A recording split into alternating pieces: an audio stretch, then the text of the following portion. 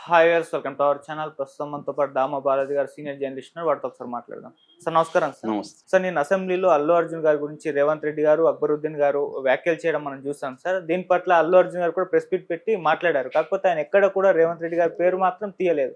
అయితే ఇప్పుడు ఒక న్యూస్ వైరల్ అవుతుంది సార్. అది అల్లు అర్జున్ గారు పరువు నష్టం దావా వేయబోతున్నారు రేవంత్ రెడ్డి గారి పైన, అక్బరుద్దీన్ గారి పైన అని అంటున్నారు. మరి నిజంగా పరువు నష్టం దావా వేయబోతున్నారా? అసలు ప్రెస్ మీట్ లో అల్లు అర్జున్ గారు ఏం మాట్లాడారు? ఎందుకు రేవంత్ గారి పేరు కూడా ఆయన మెన్షన్ చేయకుండా మాట్లాడడం మనం చూసాం సార్. మరి ఎంటైర్ గా ఈ ఇష్యూ పైన మీరు ఏం చెప్తారు? అసెంబ్లీలో రేవంత్ రెడ్డి కూడా అల్లు అర్జున్ పేరు తీయలేదు. అంటే స్ట్రాటజిక్ గానే ఉన్నట్టుగా అర్థమవుతుంది. రేపు పొద్దున ఏదైనా కేసు పెట్టినా నేను అల్లు అర్జున్ పేరు చెప్పలేదని ఆయన అన్నది. సో ఇటు ఇతను కూడా ఒక ఆర్టిస్ట్ అదే మాట్లాడాడు. ఎవరు? అక్బరుద్దీన్. అంటే వీళ్ళు ఇద్దరు కలిసే ఈ డ్రామా ఆడుతున్నారు అనేది బీఆర్ఎస్ వాళ్ళు చెప్పేది. బీఆర్ఎస్ ఏంటంటే రేవంత్ రెడ్డి అడిగిచ్చాడు ప్రశ్న, కావాలని వాళ్ళు అల్లు అర్జున్ పేరు తీయకుండా మాట్లాడారు. ఎందుకంటే రేపు పొద్దున కోర్టుకు వెళ్ళినా కూడా అల్లు అర్జున్ పేరు మేము చెప్పలేదు అని ఒక డిఫెన్సివ్గా ముందే ప్లాన్ చేసుకొని లీగల్ ఒపీనియన్ తీసుకొని ఇది కంప్లీట్గా స్క్రిప్టెడ్ వెర్షను అనేది బీఆర్ఎస్ వాళ్ళు ఆరోపిస్తున్నారు. సో ఏదేమైనా ఇటువైపు రేవంత్ రెడ్డి కానీ అక్బరుద్దీన్ కానీ అల్లు అర్జున్ పేరు తీయలేదు. అటువైపు అల్లు అర్జున్ సమాధానం ఇచ్చినప్పుడు కూడా అల్లు అర్జున్ వీళ్ళ పేర్లు చెప్పలేదు. వ్యక్తులు నేను ఏ వ్యక్తులకి వ్యతిరేకం కాదన్నాడు. కానీ ఇక్కడ వ్యక్తులే కదా చేసింది. వ్యక్తులుగా కాకపోతే ప్రభుత్వం చేసిందని కూడా అర్థం వస్తుంది. ఎందుకంటే ఒక ముఖ్యమంత్రి చేశాడంటే ప్రభుత్వం చేసింది. అసెంబ్లీలో చేశారంటే అది రేపొద్దున అబద్ధం అని కానీ ప్రూవ్ అయితే వాళ్ళ ఇద్దరికి కూడా ఇబ్బందులు ఉంటాయి. అందుకనే మేబీ వాళ్ళ పేర్లు కూడా బయట తీయలేదు. అల్లు అర్జున్ పేరు రేవంత్ రెడ్డిగా మామూలుగా అయితే డైరెక్ట్గా అల్లు అర్జున్ పేరు చెప్పాలి కదా. అల్లు అర్జున్ పేరు ఇప్పుడు మనం అల్లు అర్జున్ పేరు చెప్తున్నాను నేను, వాళ్ళు ఎందుకు చెప్పట్లేదు అల్లు అర్జున్ పేరు అంటే దాని వెనక ఏదో ప్లాన్ కనబడుతుంది. అంటే మనం ఇలా చెప్తే రియాక్షన్ ఎలా ఉండొచ్చు, దాన్ని మనం ఎలా ఎదుర్కోవాలంటే మనం దీంట్లో ఎట్లా మాట్లాడాలి అనేది ఒక ప్లాన్ చేసుకొని వెళ్ళినట్టుగా మనకు కనబడుతుంది. ఆవేశంగానూ ఇంకోటే కాకుండా ఇది స్క్రిప్ట్ అంటే ఖచ్చితంగా స్క్రిప్టే కనబడుతుంది. ఎందుకంటే ఎవరైనా పొలిటీషియన్స్ పాలిటిక్స్ చేస్తారు. Revanth Reddy is a seasoned politician. 20 ఏళ్ళుగా ప్రతిపక్షంలో ఉండి ఆయన ఫైట్ చేసుకుంటూ వచ్చాడు అధికారంలోకి. కాబట్టి ఆయనకి ఒక విషయాన్ని ఎలా డీల్ చేయాలో ఆయనకి తెలియకుండా ఉండదు. రెండోది బ్రహ్మాండమైన లీగల్ టీమ్స్ అన్నీ ఉంటాయి. సో క్లియర్గా రేవంత్ రెడ్డి దీన్ని పొలిటికల్ ఇష్యూలుగా మారుస్తున్నాడు అనేది బీఆర్ఎస్ ఆరోపిస్తుంది. ప్రతిపక్షం కాబట్టి అలాగే మాట్లాడతారని వీళ్ళు అంటున్నారు. ఏదేమైనా దీన్ని ఇమ్మీడియట్గానే అల్లు అర్జున్ దాదాపు 8:30కి నిన్న రాత్రి ఆయన ప్రెస్ మీట్ పెట్టారు. ఆ ప్రెస్ మీట్లో అల్లు అర్జున్ చెప్పిన దాన్ని తీవ్రంగా ఖండిస్తున్నాను. నాకు రావద్దని ఎవరు చెప్పలేదు. థియేటర్ వాళ్ళు కానీ పోలీసులు కానీ రావద్దని నాకు చెప్పలేదు. నేను రోడ్ షో చేయలేదు. అక్కడ ఆగినప్పుడు మాత్రం నేను కూర్చొనే ఉంటే అంతమంది అభిమానులు కూర్చొనే ఉంటే ఇదని పోలీసుల సలహా మేరకే నేను పైకి లేచి దీంట్లో నుంచి కారులో నుంచి అందరికీ వాళ్ళకి చేతులు ఊపి ఇది చేశాను. అంత తప్ప మళ్ళీ నేను కూర్చున్నాను. థియేటర్ దగ్గర ఎక్కడ కూడా నేను రోడ్ షోలు ఏమీ చేయలేదు అన్నాడు. ఇప్పుడు రోడ్ షో చేసినట్టు నిరూపించాలంటే విజువల్స్ కావాలి కదా. ఇతను మెట్రో దగ్గర ముషీరాబాద్ మెట్రో దగ్గర విపరీతమైన క్రౌడ్ వచ్చినప్పుడు లేచి చేసి మళ్ళీ కూర్చున్నాడు విజువల్ మాత్రం ఉంది. కానీ రోడ్ షో చేస్తున్న విజువల్ అయితే లేదు అక్కడ క్లియర్గా. రేపొద్దున కోర్టులో ప్రవేశపెట్టాలి. ఇవన్నీ ఏంటంటే రేవంత్ రెడ్డి ఏం చెప్పాడు, అల్లు అర్జున్ ఏం చెప్పాడు అనేది మనం డిస్కస్ చేయొచ్చు, కానీ కోర్టులో కుదరదు. కోర్టులో ప్రతిదానికి ప్రూఫ్ అడుగుతారు. ప్రూఫ్ చూపిస్తేనే కోర్టులో ఇదవుతుంది. అట్లాగే ఆయన మీద పెట్టిన 2 సెక్షన్లు అప్లికబుల్ కాదనేది కూడా కోర్టులో డిస్కషన్ జరుగుతుంది. నాకు తెలిసి సుప్రీంకోర్టు వరకు కూడా వెళ్ళే అవకాశం ఉంది ఈ కేసు. ఫైనల్గా సుప్రీంకోర్టు దీన్ని చేస్తుంది. అక్కడ ఏం జరుగుతుంది అనేది మనం చూడాలి.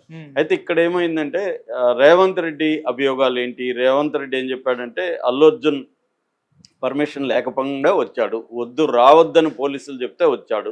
నెంబర్ 1. వచ్చినా కూడా రోడ్ షో చేసుకుంటా వచ్చాడు. నెంబర్ 3, బాల్కనీకి వెళ్ళి దీనివల్ల వెళ్ళడం వల్లే గుంపులు ఎక్కువైనాయి. మేము ముందే చెప్పాం కాబట్టి పోలీసులు మా తప్పు లేదు.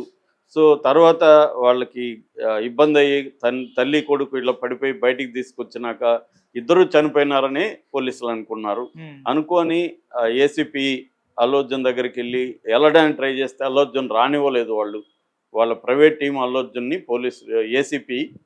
ఏసీపీని అల్లు అర్జున్ టీము రానివ్వలేదు.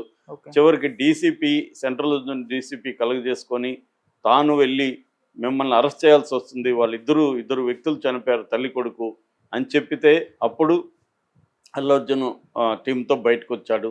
అంటే వీళ్ళు చనిపోయినా తెలిసి కూడా ఆయన సినిమా చూసి వెళ్ళాడు.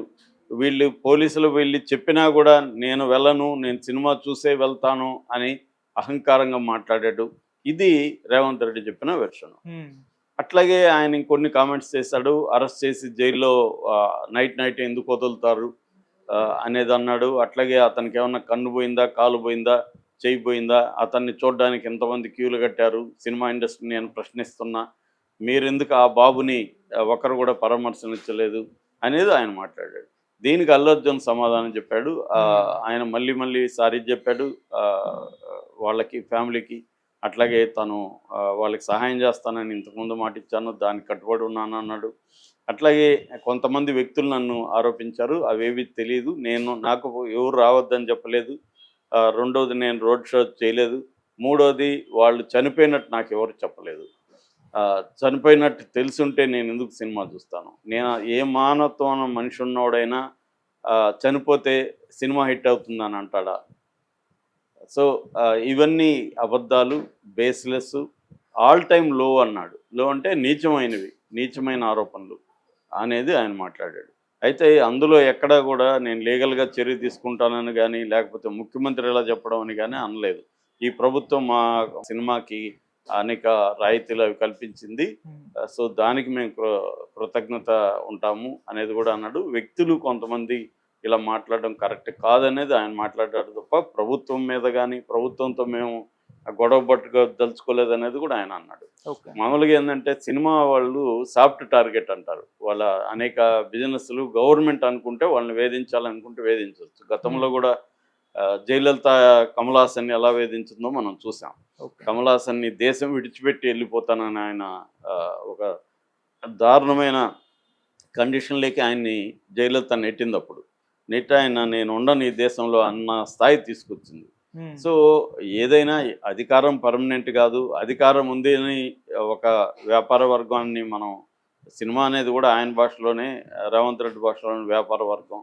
సో అందరూ అన్ని వ్యాపారాలు తప్పైతే సినిమా తప్పే, అన్ని వ్యాపారాలు కరెక్ట్ అయితే సినిమా వ్యాపారం కరెక్టే. వేరే వ్యాపారాలంతా రమ్మని పిలుస్తూ వాళ్ళకి మేము రాయితీలు ఇస్తాము, ల్యాండ్ ఇస్తాము, వాటర్ ఇస్తాము, కరెంట్ ఇస్తాము, మీరు రండి అనేమో మనం విదేశాలకు ఎంత వెళ్ళి పిలుస్తూ, ఇక్కడ వ్యాపారం చేసేవాళ్ళు వాళ్ళ మీద టార్గెట్ చేస్తే ఖచ్చితంగా ఇబ్బంది అవుతుంది. అది ఏంటంటే ఇది వ్యక్తిగత వ్యవహారం. ఇది రేవంత్ రెడ్డికో అల్లు అర్జున్ వ్యవహారం కాదు. ఇది ప్రజల లైఫ్ని ఎలా అఫెక్ట్ చేస్తుందనేది చూడాలి.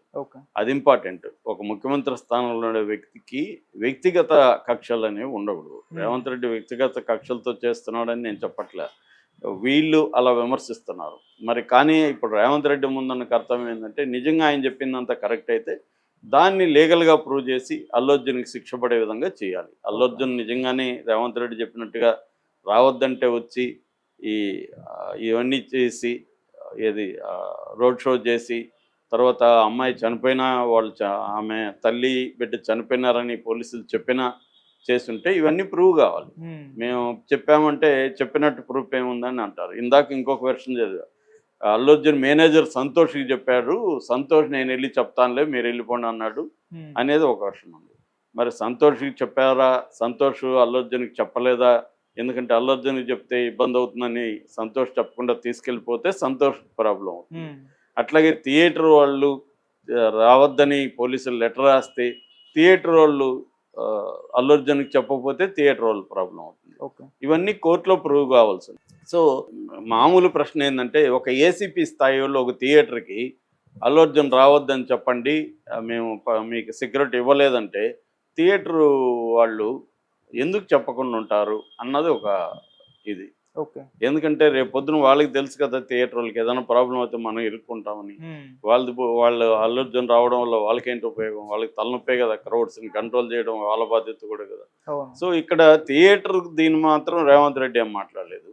అట్లాగే బీఆర్ఎస్ వాళ్ళు ఏం విమర్శ చేస్తున్నారంటే, ఇది కావాలని రేవంత్ రెడ్డి సినిమా వాళ్ళ మీద కక్షగట్టి చేస్తున్నాడు, వీళ్ళెందుకు, ప్రభుత్వం ఎందుకు వెళ్ళలేదు ఇన్ని రోజులు, ఎవరిని ఎందుకు పంపించలేదు, ఇప్పుడెందుకు హెల్త్ మినిస్టర్ వెళ్ళాడు, ఇప్పుడెందుకు సివి ఆనంద్ వెళ్ళాడు, ఇప్పుడెందుకు డబ్బులు 25 లక్షలు ఇప్పుడు గవర్నమెంట్ ఎందుకు ప్రకటించింది, ఇంతకుముందు ఎందుకు ప్రకటించలేదు, ఎప్పుడో 4వ తేదీ జరిగితే 21వ తేదీ ప్రకటిస్తారా?